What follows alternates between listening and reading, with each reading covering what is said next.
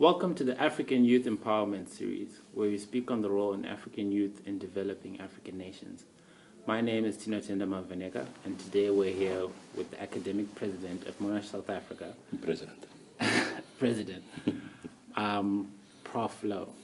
Nice to meet you, Prof. Wonderful to meet you. Privileged to be here. Well, Prof, you have a very deep connection with Zimbabwe from what I've seen as a student here as well, and as well as engaging in conversations with you.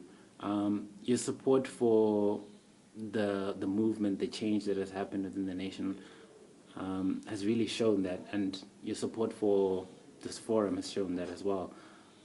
What does the redevelopment of Zimbabwe mean to you? Zimbabwe is an integral part of Africa, and very specifically of Southern Africa. Over and above the fact that we care for human beings in general, and that the human condition is a matter of primary interest for myself and for the institution, my sense is that we need to understand that the future opportunities and the future development of Zimbabwe and the countries in the region is very much interdependent. So if we fail to understand this complexity of relationship, we will continuously find that we will have certain countries lagging behind. We may compromise opportunities because we do not generate synergy, etc. So my sense is that, firstly, for Zimbabwe as a country and the people of Zimbabwe, we care and we do believe that each and everyone should get an optimal opportunity. Secondly, in terms of future development and growth, it's imperative to start to look at the bigger system. That is true, to look at the bigger system. One of the biggest issues within Zimbabwe is our unemployment rate, the 95% unemployment rate. Do you believe that Zimbabwean leaders of today need to do more for the youth in terms of providing opportunities? You see, I think one of the fallacies is that if you open the economy, it's inevitably an opportunity for everyone, which is purely not true. The simple reason is that you need to have a definite plan and strategy on how you open the market and systematically create opportunities for people to participate in. And for that reason, youth and the involvement of the youth in the general socio-economic environment must be part of a national development strategy. And that includes a number of things which we can discuss further. But my sense is that until we reach that stage where we accept that we need to plan for the youth as a specific cohort or sector of the total society and economy, we will have a problem. Planning for the youth as a part of the society, that is an insightful way to look at it. Do you believe what do you believe needs to change in Zimbabwe to significantly reduce unemployment? I think we inevitably, training and quality education, remains. That is a given. Because you need to equip people to take control of their own lives. And if you don't do that well through effective education, you compromise the opportunity of people. Because people must be able to become part of the mainstream in society, they must be able to be competitive in that environment, and they must be able to continuously be part of the innovative sector of society. So young people are specifically well positioned to take this because they start new careers, new opportunities, and for them to create new opportunities is a natural thing. The question is just this: in our thinking in the economy, how do we make provision? How do we create entrance opportunities? Through things like internships, for example. Through things like, for example, youth programs involved in driving specific government programs. If you have, for example, a specific infrastructure development program, or you have a program in agriculture, for example, why shouldn't you have an arrangement where you specifically prepare young people to play a role in that process and progressively become an integral part of driving that whole sector? So in my mind, it's an integrated planning process where you specifically must make provision for the youth to play a role and progressively grow into leadership in that environment. That is true. In terms of social development now, as a nation, what steps do you think Zimbabwe needs to take to improve our social development?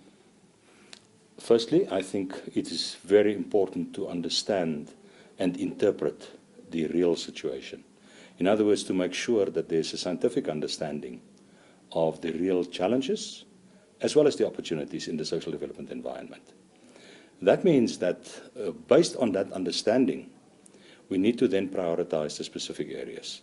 If we talk in terms of education, you talk about health, you talk about welfare, you talk about those type of things, centering around this, where you basically create a safe living environment for people, where people can experience a human environment, context in which they can develop their humanity, and in that process, develop their own sense of value and self-worth to feel that they're part of society and that they have an identity in society. Those things are very important because people will not accept ownership of anything if they don't feel that they are respected and they belong in that process. That's true. So I think the interpretation of the situation and the clear identification of the priority areas. Where are those things that are currently holding people back, currently compromising people from participating fully in society? And then start to dedicate resources into those areas, but resources based on a well-developed program. Not resources in terms of ad hoc traditional programs, but resources developed in a way where it will take development steps to improve these specific areas. Well, from my understanding, this university has always been very active in international affairs. For example, several political figures have been here across in this university to speak on development within Africa. And it's been very key and it's been made very public that Monash is very keen on looking into African affairs. So with that being said in mind, looking at it from Zimbabwe, what can the international community do for Zimbabwe that can truly help Zimbabwe to grow, and mostly from the African international community? Sure. I think the first thing that we must understand in this process is that the development of Zimbabwe cannot be a product of an external intervention. The development of Zimbabwe must be a process owned by Zimbabwe and then deal with the opportunities in partnership with. So if you talk about the African environment, I personally like to see Africa, as continent, as a defined area where we develop our own opportunities, and should do progressively that in order to make sure that we can compete in the global environment, and through that, extract resources also into Africa. So to move away from the dependency tradition, where external entities move in, basically make capital available under conditions that in the end bind societies into agreements that in the long term do not really benefit the people of the country. So therefore, firstly, driven here. Secondly, the African Union does have a very important role to play on various reasons. Firstly, to be part of the general development agenda for the continent, to share in the innovation on the continent. In other words, to make sure that innovation that happens on the continent become accessible also for countries that are busy repositioning and developing themselves. Thirdly, the agenda in terms of transforming our products, in other words, to get into manufacturing, is critical. And that means that we must create a market in Africa. And we must make sure that the wealth of Africa circulate in Africa more before it leaves the continent on a continuous basis just to fund imports. So we must start to have an import replacement program. We must start to look at resources in Africa, develop an economy inside Africa, where we can start to exchange materials, products, capacity, and innovation on the continent. In this process, entities like the African Union, as I said, African Development Bank, those things are critical, in that. But by being continent and having this understanding of the African environment, that puts us in a position to talk a different type of language to the World Bank, to the IMF, to some of these entities. I mean, how do we talk to UNESCO, for example, to say, what is the role of UNESCO if we want to have a specific program? Is it on an entity in isolation that then becomes a product of an agenda? Or is it an entity that goes into engagement with these people to say, what is a common agenda for future development? So there are quite a number of aspects, that interplay here that we must manage at the same time. But the starting point of looking at Africa as a whole, the starting point of understanding the role of the African Union and the opportunity for it to facilitate interaction, and then start to use opportunities and create opportunities from there. I think this is the essence of the point that we must make. And you spoke a lot on innovation and human resources, which is one of the things that Africa has sort of lost from the rest of the world. Mm-hmm. In the past, Monash used to have a lot of programs where we would, scholarships, like presidential scholarships and bursaries and stuff. How important is that for African universities to, and also African businesses and nations to push their youth to seek higher education within the continent for the purpose of developing the continent? We're moving into the era of the so-called Fourth Industrial Revolution. Mm. That era is basically saying that we have a new reality that is interdependent and that will function on a reciprocal basis. In other words, technology, the physical, the biological, and all these things start to get into a new interplay to create a new type of system where the resources we have, are basically interlinked to such an extent that if you don't understand this interdependency and this interrelationship, you'll find it very hard to function in that world.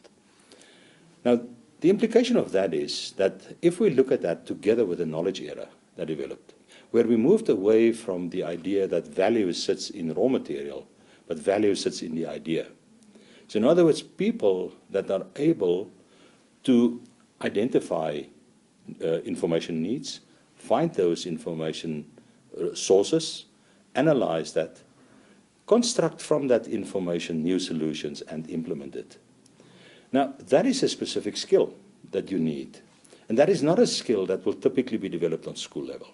That is not a skill that will typically just be developed in general in society. That is a skill that must be honed and that must be focused through higher education. And I'm not trying to say in any way that higher education necessarily as we knew it in the past. I'm talking about much more flexible and open higher education and different modes of delivery and opportunity. But there's no doubt that the youth of the future, to lead in this process, to steer the innovation process, to become part of the economy through innovation, would need the levels of skill that we only can satisfy through higher levels of education. Therefore, governments should make it their business. Processes should make it their business. Industry should make it their business to come into partnership with higher education institutions. And through that, make sure that we have relevant higher education and we build those type of skills. If we're not able to innovate and not able to become competitive in terms of our ability to create new ideas and new solutions, we will lag behind the international world and we will miss an opportunity. And that is true. In terms of the university in general, a lot of successful students have, this university has bred a lot of successful students because of its support mechanisms, its embracement of technology and looking towards pulling the continent towards the future and specifying its syllabus to the African context. Is that what you would say defines Monash? Or is there more that you would like to add that defines the university? What defines Monash is fundamentally the principle that we provide access to young people to make sure that they get an opportunity to realize their full potential, that they can realize their aspirations.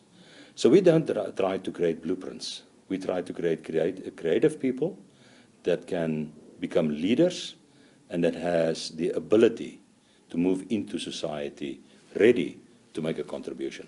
That's important. The second thing is we are committed to be partners to the broader society, to government, to industry, and to our civil society structures. In that partnership, we take co-responsibility for creating capacity that can further development. So our commitment is not on just saying we graduate people. We want to see that our graduates are people with a specific profile that are able to go out there and be productive. And this is why our students are productive. And this is why they're successful, because we want to teach our students to be independent, creative thinkers that are mature enough to get into society and claim their space in terms of the role that they can play. And speaking on students and the role they can play, especially with regards to the continent, what do you believe our current leaders within, not just Zimbabwe, I guess, within Africa need to do to empower our students more, to empower youth more? I personally think by consciously creating opportunities for the youth into the system. Our research shows that internationally students now say, we want to be part of what's happening outside the university. I think they must make it possible. In other words, the drive that was announced now in South Africa over the past few days for the youth to create 1 million entrepreneurship, internship opportunities. Those are the types of things, where young people get the opportunity to get in there, to get in touch, to understand better, so that when they study and they're busy with the learning, they can understand the relevance of their learning for that situation. It makes more sense. And you just create people that are more ready to become creative in society. So I think governments, and I return to my point right at the outset, governments must have focused initiatives through which they create opportunities. And youth must be able to plan for that because they know it exists.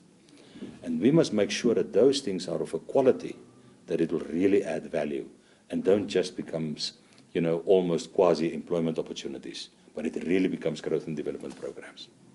And to add on to that, are there any projects that the university is involved in that involve empowering African youth or internships? Absolutely. We have, firstly, we have the social entrepreneurship, program that is being driven together with YouthNet, internationally. So that is a program where we take young people, entrepreneurial young people involved in entrepreneurship, put them through a program, where they can participate with other young people, develop their skills to become more effective leaders in the process of social entrepreneurship. So that is one example. The other thing that we typically do is the entrepreneurship, the internship opportunities or experiential learning opportunities for our students to work in industries. During their study period, our health sciences students, our students from the social sciences, participating actively in industry, in civil society, and through that make a contribution there, but at the same time learn from there so that they're better prepared once they enter. That is true. How do people find out more about the projects that the university is doing, and how do people get in touch with you, with this organization, if they look to get more involved in? I think people must look at our website. That is available. Secondly, we have a whole department focusing on engagement, and people are quite happy to contact our engagement department. And thirdly, people are more than welcome to contact my office and engage with me. And we would like to, on institutional level, engage with institutions, engage with people that are interested in this, because through this engagement, we identify new opportunities. We agree on sharing resources towards common goals. So I think people must just use the opportunity, contact the institution. Talking to our sales and marketing people is an opportunity. But our engagement program, my office, and wherever people, have direct engagement with our academics, use the opportunity. Invite us to come and talk and sit into forums and talk to people. We're more than happy to do that. That is some insightful information. Thank you for appearing on our African Youth Empowerment Series. Thank you very much. Wonderful opportunity. And we will see you next time.